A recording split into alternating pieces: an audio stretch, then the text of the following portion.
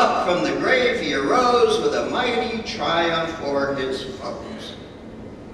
And because Jesus was raised from the dead, it's like a stamp of assurance, like a stamp of certitude, whatever word you want to put on all of the promises that Jesus has ever made to us. We now know he can fulfill them, and he will fulfill them. And so what that means is that on that day, when you and I, and we will face death, we can do it with confidence, we can do it with assurance, without fear, and perhaps even with a sense of eagerness. Because Jesus rose from the dead, and he has promised he will raise us. He will come to call you and me from our grave. But that raises a question, doesn't it?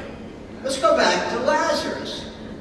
How did Lazarus hear Jesus call?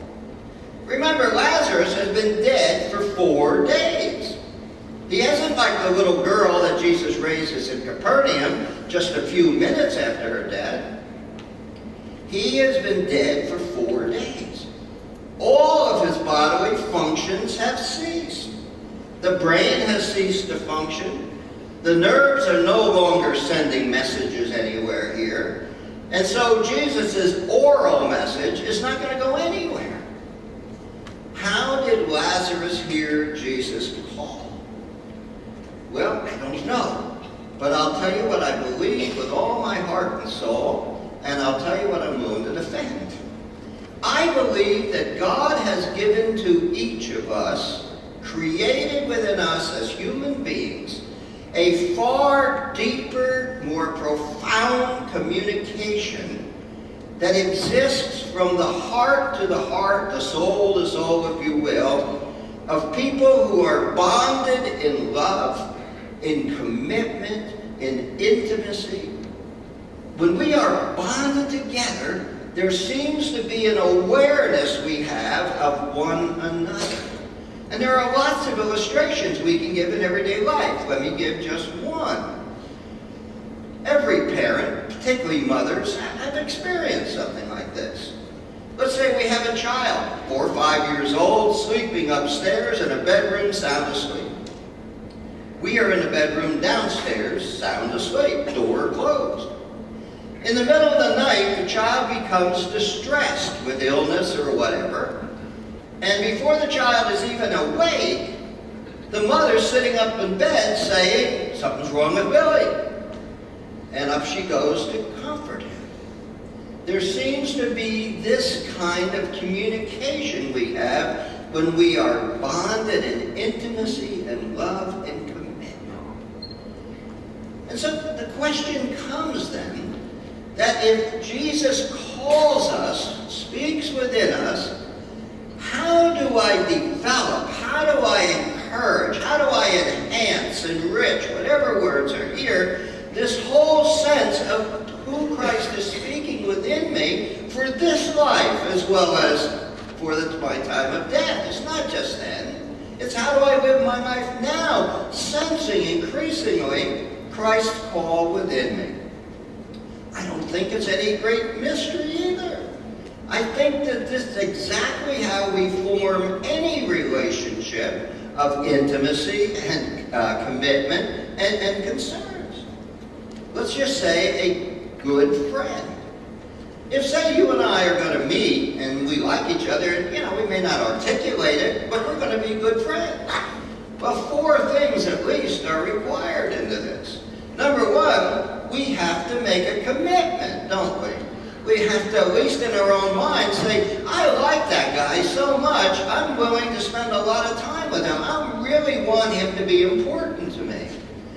Now, if I say, hey, I want you for my best friend, but on the other hand, I don't care if I ever see you again.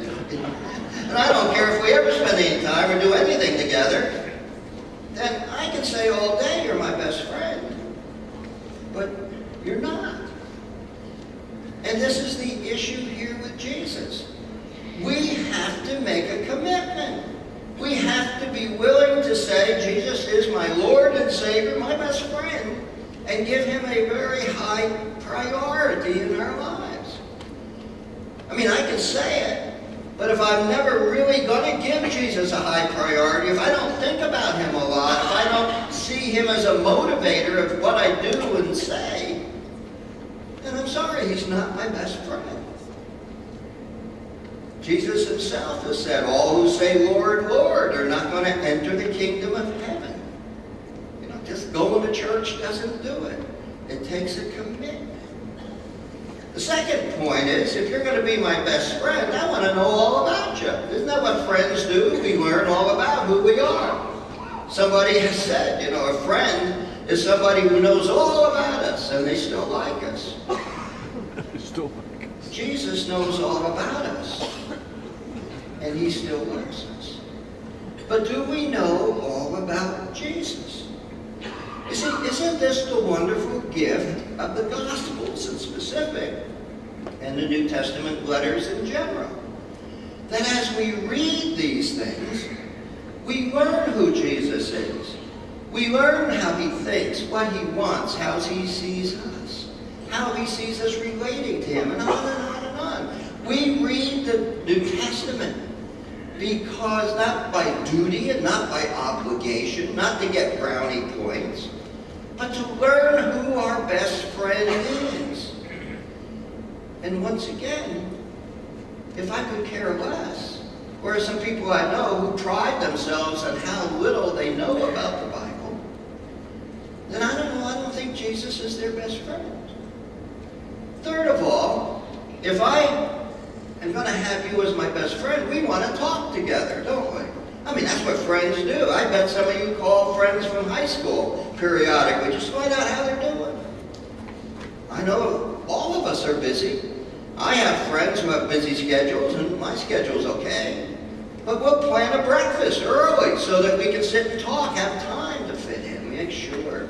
Good friends talk to one another. Well, Jesus wants to talk to us so much that he says, I'm available to you 24/7. Isn't that what prayer is about? How do I talk to Jesus? You know, he says that he's available. We talk just as we do with any friends. With any friends. We just talk. You don't have to have special language. You don't have to have special plans. We just open our hearts and we listen. And as we listen, we learn again and again about Jesus and how he speaks to us within our hearts.